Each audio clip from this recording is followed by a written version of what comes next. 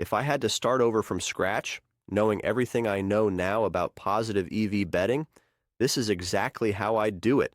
I've used these strategies to generate over thousands in profit, and I've helped others do the same. So if you're serious about making money from sports betting without relying on luck or gut feels, this video will save you years of trial and error. I'll walk you through the 10-step system I wish I had when I started. Now starting with step 1, and this one changes the game. Here's why. This one shift completely changed the way I bet, and it'll probably do the same for you. Most people never even consider this, and it's exactly why they quit too early. Here's how it works. Imagine planting a money tree. You water it, fertilize it, and wait. But every time you get impatient and dig it up to check if it's growing, you kill it. That's what emotional bettors do. They ride a 3-day losing streak and panic. They double down to chase. They rip up the whole strategy before it's had time to work. The truth is, sharp betting is boring. It's math, it's volume, and it's long-term thinking. One win means nothing. One loss means even less.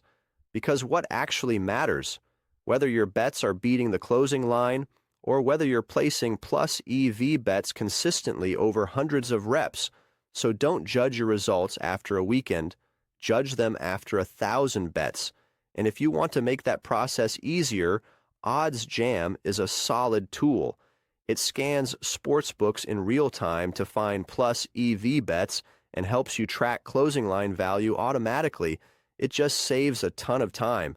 I'll drop a link in the description if you want to check it out. Now, when you get to step 2, here's what most people miss. They're placing bets with zero clue what the numbers actually mean. It's like gambling blindfolded, and it's killing their bankrolls before they even realize it. I still remember a night years ago, drunk with a couple of buddies, throwing down a 10-leg NBA parlay because it felt right. We spent the next few hours screaming at free throws like it was life or death. Of course it lost, and we were shocked, as if it wasn't basically a lottery ticket. That was the night it hit me. I had no clue what I was doing. Sharp betting is about math, expected value, implied probabilities, risk management. You can't just like a pick. You need numbers to back it. So here's what I do now. Learn how to turn odds into percentages. Plus, 110 means the market thinks there's about a 47.6% chance it hits. Your job is to ask, do I think it hits more often than that? If yes, there's value. If not, skip it. That's EV, betting when your estimated edge is better than the implied odds. You're not betting to be right. You're betting because the price is wrong in your favor. Now, step 3 is the difference between casual betting and serious profit. If you skip this, you're basically walking into a minefield with no armor, and you will not survive your first losing streak. I remember hitting 5 losses in a row and panicking. I doubled my next bet to win it back. Lost that too. In 2 days, I wiped out half my roll, not because I was unlucky, but because I had zero structure. That's when I realized the best picks in the world mean nothing if your bankroll management sucks. Your bankroll is your armor. It protects you when variance hits, and it will hit. Sharp bettors expect losing streaks. They build their system to survive them. So here's what you need to do. Figure out how much you can actually afford to lose. That's your bankroll. Then set a unit size. Most sharps keep it around 1 to 2% of their roll per bet. That way, no single play can wreck them. So if you have $1,000 total, don't bet more than $20 per game. And whatever you do, don't chase losses. If your edge is real, you don't need to force it. Just stick to the plan and let the sample size do the work. But what exactly is step 4? Well, it's not what you think. You've probably been told to trust your instincts, right? That advice is exactly what's keeping most bettors broke. I used to get a feeling about games. A team's on a win streak, bet it. Star players out, fade it. It felt smart, like I was spotting angles. But over time, the results were random. No matter how confident I felt, the outcomes didn't care. That's when I realized if there's no data behind it, it's just noise. Sharp betting means removing emotion from the process. So here's the move. Start tracking your bets. Every single one. Odds, stake, result, closing line. Doesn't have to be fancy. Even a simple spreadsheet works. Then look at the numbers each week. Where are you profitable? Where are you bleeding money? You're not trying to guess better. You're trying to build a system that learns and sharpens over time. But next up is step 5, and this is what separates smart bettors from idiots. If you're still betting on teams instead of lines, you're playing the wrong game entirely. I used to blindly bet on my favorite team every week. Didn't matter who they played, I backed them no matter what. One week, I got them to win by 3 goals. They won by 1. I was fuming. But the line had moved to minus 1.5 right before kickoff. If I just shopped the line or timed it better, that bet cashes. Instead, I lost. All because I bet like a fan, not a trader. The edge in sports betting isn't picking the right team, it's getting the best number. Half a point can be the difference between profit and break even over the long run. So here's how to think about it. Have multiple sports books ready to go. Before you lock anything in, check which book is offering the best price. Even a half point can make a difference long term. And if you're betting early, it's because you expect line movement. If you're betting late, it's because you're following sharp steam. Either way, it's not about who you like. It's about where the value is. Tools like OddsJam make this way easier. They scan the books for you and flag the best lines automatically. I'll drop a link in the description if you want to check it out. But step 6 is where things start to click.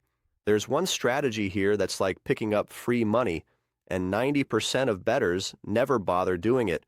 When I first started, I ignored promos, thought they were just bait for suckers. Then I saw someone bankroll their entire operation just off sign-up offers and odds boosts, all plus EV plays. Meanwhile, I was grinding out tiny wins while they were stacking risk-free value. That flipped a switch for me. Promos aren't traps, they're tools. If you're smart about it, they give you a mathematical edge right out of the gate. The key is not getting emotional or greedy with them. So here's the play. Open accounts with as many books as you can. Use every sign-up bonus, every deposit match, every odds boost, but treat it like a system. Track them. Rate the EV. Don't just chase flashy offers. Focus on the math. And once you've used them, rotate books, keep accounts fresh. Think of it like mining value, not gambling. You're not hoping to win. You're extracting free edge. But let's talk about step 7, because this one's huge. One smart bet won't change your life, but stacking thousands of them absolutely will. This is where real profit starts. I used to spend hours sweating over one big pick, research, gut feel, second guessing, all for a single play. If it hit, I felt like a genius. If it lost, I spiraled. But once I zoomed out and started tracking results over hundreds of bets, everything changed. I realized it's not about any one bet. It's about the body of work. Sharp betting is about volume, but it's disciplined volume, not just firing at anything that moves. You're stacking small edges, again and again, until they add up. So here's how I do it now. I give myself 30 minutes a day to scan the markets, run filters, and lock in plays. And OddsJam makes it super easy to do this, by the way. But if nothing fits the criteria, I skip. Over time, it's that filter, that selective volume, that builds a profitable system. Now this is step 8, and it might be the most important one yet. If you're still sweating every game, you're not betting, you're gambling. This flips the entire mindset. I used to track every game live, pacing around, yelling at the TV, riding the highs and lows like a maniac. Win or lose, I felt drained, like my mood depended on the scoreboard. But the pros I talked to, they didn't even watch half the games they bet. They had systems running, and the results came from the process, not the sweat. That's the difference. Sharps don't chase outcomes. They build repeatable systems that find edge. So to do this, just create a simple checklist for what makes a bet worth placing. Odds range, EV percentage, market type, whatever matters to your edge. And if you find something that works, reuse it. Don't keep reinventing things just to feel productive. And honestly, for me, just using OddsJam to find good picks has worked. I've stuck with it because it's consistent. I'll drop a link to OddsJam in the description if you want to check it out.